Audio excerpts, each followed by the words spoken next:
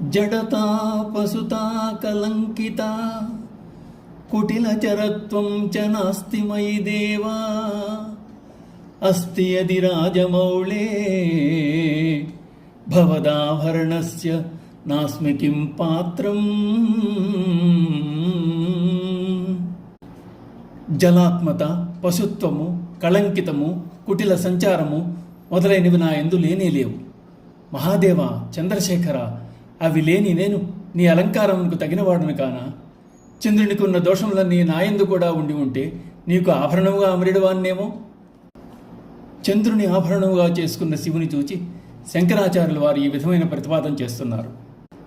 యోచించి చూడగా చంద్రునికున్నవన్నీ అవలక్షణాలే. సముద్ర జలంలో పుట్టాడు కనుక జడుడు.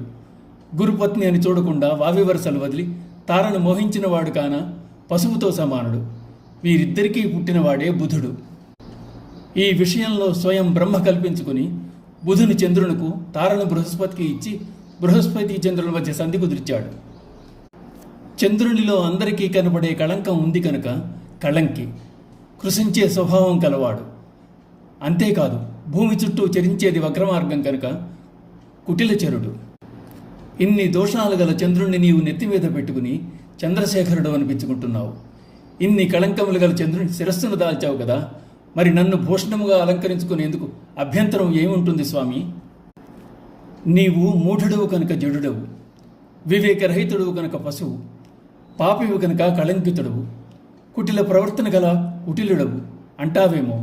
అయ్యో, ఈ లక్షణాలన్నీ నాకు ఉన్నా బాగుండేది. ఎప్పుడో నీకు ఆభరణమై ఉండేవాడిని కదా. సాంబశివ, దోషాలను కూడా గుణములుగా మార్చివేయగల నీ ఔన్నత్యం ఏమని చెప్పను ప్రభో. ఓం నమః శివాయ.